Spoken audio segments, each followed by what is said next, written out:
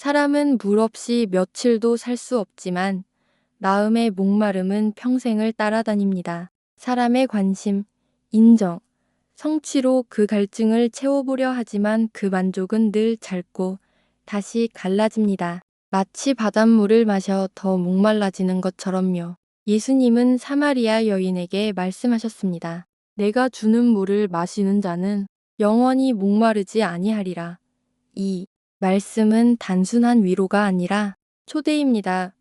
오늘은 우리의 겉모습보다 그 깊은 내면의 갈증을 보고 계시는 하나님의 말씀을 같이 생각해 보겠습니다. 오늘의 말씀, 요한복음 4장 14절.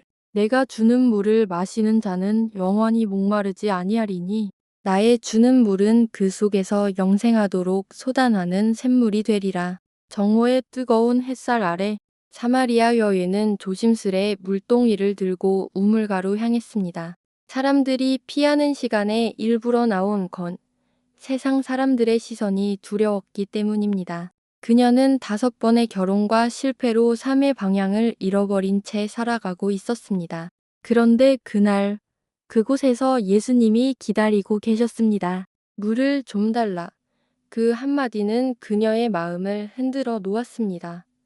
예수님은 여인의 상처를 알고 계셨습니다. 그분은 죄를 들추기 위해 묻지 않으셨습니다. 그녀가 진짜로 목말라 하는 것이 무엇인지 그 근원을 바라보게 하시려 한 것이었습니다. 사마리아 여인은 사랑을 찾아 헤맸습니다. 인정받고 싶었고 버려지기 싫었습니다. 그러나 사람을 통해 얻은 사랑은 늘 금세 사라졌습니다. 그럴수록 마음의 우물은 더 말라갔죠.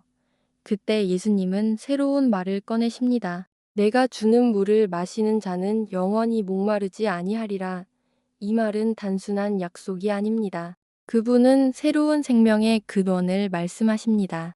그분이 주시는 물은 밖에서 채워지는 것이 아니라 안에서 솟구치는 생명입니다. 그 물은 상황이 막혀도 상처가 깊어도 마르지 않습니다. 그것이 바로 하나님의 사랑이고 성령의 생명입니다. 우리의 인생도 마찬가지입니다. 겉으론 괜찮아 보여도 마음은 늘 목말라 있습니다. 1. 관계, 성공으로 메우려 해도 마음속 비눈물은 여전히 비어 있습니다. 그 갈증은 단순한 결핍이 아니라 하나님을 향한 영혼의 그리움입니다. 그분만이 그 목마름을 채우실 수 있습니다. 예수님은 우리의 우물가로 직접 오십니다. 그분은 우리가 준비된 상태를 기다리지 않습니다. 오히려 우리가 상처투성이일 때 가장 메마른 순간에 찾아오십니다. 그분은 정죄 대신 초대를 하십니다. 내 안에 샘을 만들자. 그물은 환경에 따라 말라버리는 감정이 아니라 끊임없이 흘러나오는 생명입니다. 성경은 이렇게 기록합니다. 여인이 물도기를 버려두고 동네로 들어갔다. 그녀는 더 이상 물이 필요 없었습니다. 자신의 내면에서 생수가 흘러나왔기 때문입니다. 그녀는 더 이상 부끄러움에 갇힌 여인이 아니라 복음의 첫 전도자가 되었습니다. 이것이 복음의 힘입니다. 하나님은 우리의 결핍을 부끄러움으로 끝내지 않으시고 그 결핍을 은혜의 통로로 바꾸십니다. 우리도 삶의 목마름 속에서 그분의 우물가로 나아가야 합니다. 주님은 묻습니다. 너는 무엇으로 목말라 하느냐? 그 질문은 정죄가 아니라 초대입니다.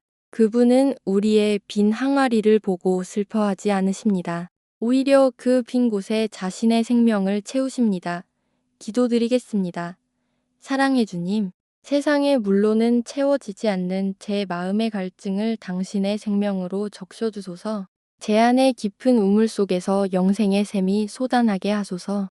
사람의 시선이 아닌 주의 사랑으로 만족하게 하시고 목마름이 은혜로 바뀌는 삶을 살게 하소서. 오늘도 당신의 물로 제 영혼을 새롭게 하소서. 예수님의 이름으로 기도드립니다. 아멘. 모든 갈증은 하나님께로 향하는 길입니다. 세상의 물은 잠시 시원하지만 곧 사라집니다. 그러나 예수님이 주시는 물은 영원히 마르지 않는 생명의 강입니다. 그 물이 당신 안에서 흐르기 시작할 때 사막 같던 인생이 꽃피기 시작합니다. 오늘 하루 마음의 우물가에서 그분의 물을 마셔보세요. 거기서 진짜 생명이 시작됩니다. 지금까지 하늘 말씀이었습니다.